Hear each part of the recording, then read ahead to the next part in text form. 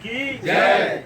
लाल बहादुर शास्त्री जय। लाल बहादुर शास्त्री अमर रहे, अमर रहे। लाल बहादुर शास्त्री अमर रहे, अमर रहे, अमर रहे। लाल बहादुर शास्त्री अमर रहे, अमर रहे, अमर रहे। भारत माता की जय। भारत माता की जय।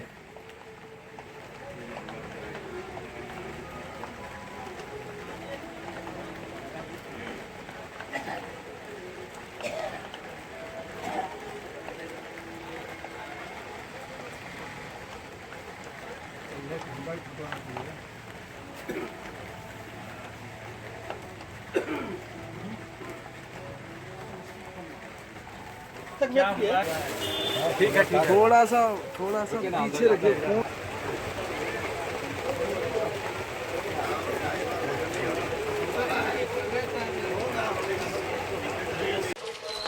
परम पूज्य महात्मा गांधी जी, लाल बहादुर शास्त्री जी और हमारे अमर शहीद जिसको वीर सेनानी के नाम से जाना जाता है शेख भिखारी जी का आज जयंती है। इस जयंती समारोह में हमारे बीच में माननीय राज्यसभा सांसद डॉक्टर प्रदीप वर्मा सर यहाँ पर पधारे हैं खादी इंडिया के यहाँ प्रांगण में, और इनका सबसे पहले सादर अभिनंदन है सर। और हम सर से ही जानने का प्रयास करेंगे कि आप इस जयंती के शुभ अवसर पे ग्रामीणों को हम सबों के बीच में आप अपना क्या संदेश देना चाहते हैं जिससे कि झारखंड और इंडिया का विकास हो सके। माननीय प्रदीप सर। सबसे पहले तो आपके चैनल के माध्यम से मैं क्षेत्र एवं राज्य की जनता को देश के प्रधानमंत्री लाल बहादुर शास्त्री जी एवं राष्ट्रपिता महात्मा गांधी के जयंती की शुभकामना देना चाहता हूं। और साथ ही साथ आज विजयदशमी भी है, तो विजयदशमी की भी बहुत सारी शुभकामना और बधाई। आज राष्ट्रीय स्वयंसेवक संघ के 100 वर्ष पूरे हुए हैं। 1925 से लेकर 2025 तक की यात्रा राष्ट्रीय स्वयंसेवक संघ ने भी अपनी पूरी की है। ये विगत 100 वर्ष में राष्ट्रीय स्वयंसेवक संघ ने जिस प्रकार से देश में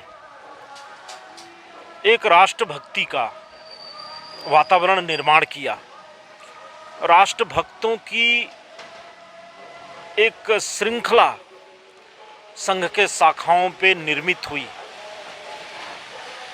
ऐसे एक गौरवशाली 100 वर्ष पूरा करने पर राष्ट्रीय स्वयंसेवक संघ एवं उसके सभी स्वयंसेवकों को भी मैं बधाई देना चाहता हूं। आज 2 अक्टूबर है। साधारणतया इस दिन हम शास्त्री जी और महात्मा गांधी की जयंती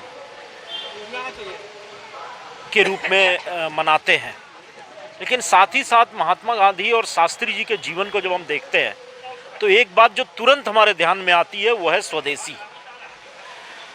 दोनों का वेशभूषा पहनावा शुद्ध रूप से भारत का जो स्वदेशी विचार है उसको प्रतिबिंबित करता है।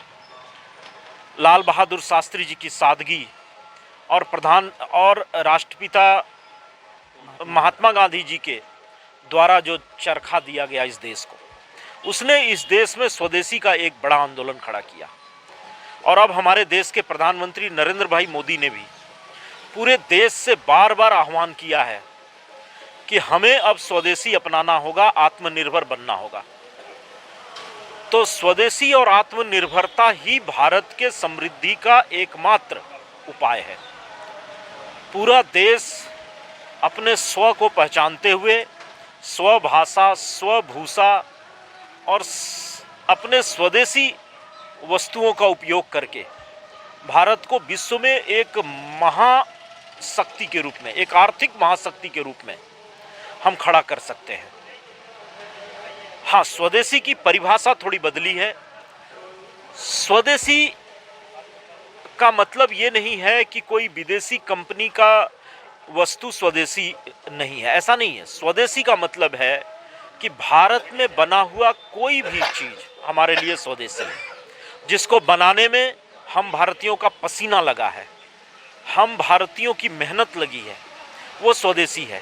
प्रधानमंत्री जी ने 2014 में जब आत्मनिर्भर भारत और मेक इन इंडिया अभियान चलाया, तो मेक इन इंडिया कार्यक्रम के तहत दुनिया भर की विदेशी कंपनियां भारत में आईं और उन्होंने भारत में अपने कारखाने लगाए और भारत में उत्पादन शुरू किया।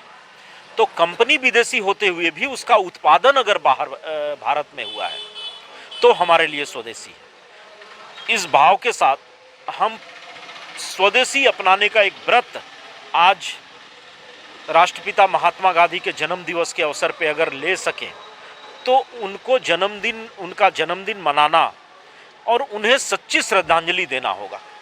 तो हम सभी को संकल्प लेकर के स्वदेशी अपनाने का एक बड़ा आंदोलन इस देश में खड़ा करना होगा।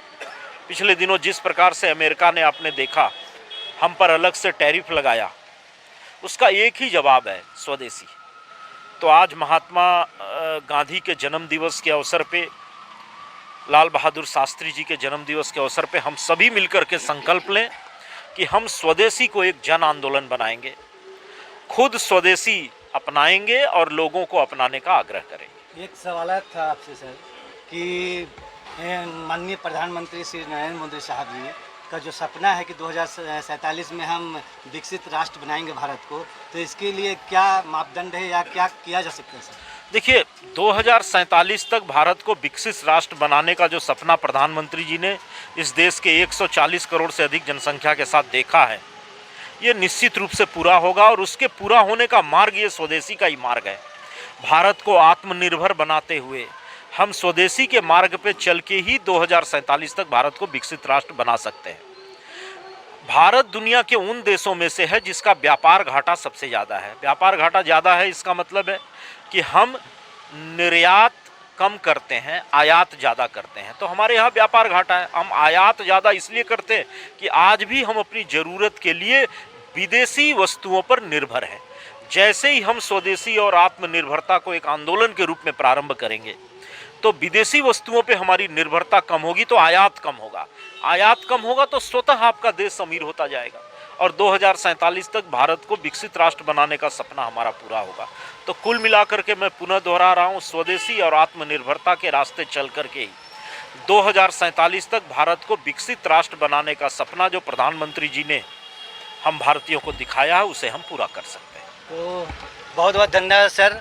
ये हमारे बीच में थे माननीय परम आदरणीय डॉक्टर प्रदीप वर्मा सर, जो राज्यसभा सांसद हैं, और इन्होंने ये बताया कि स्वदेशी और आत्मनिर्भरता को बढ़ावा देकर और साथ में गरीब मजलूनों और अभिवंचों की आवाज़ बनकर जो आंदोलन का रूप लेगा। और निश्चित रूप से इनका ये कहना है कि आने वाला जो हमारा भविष्य है यानी कि 2047 निश्चित रूप से हम विकसित राष्ट्र की श्रेणी में खड़े होंगे।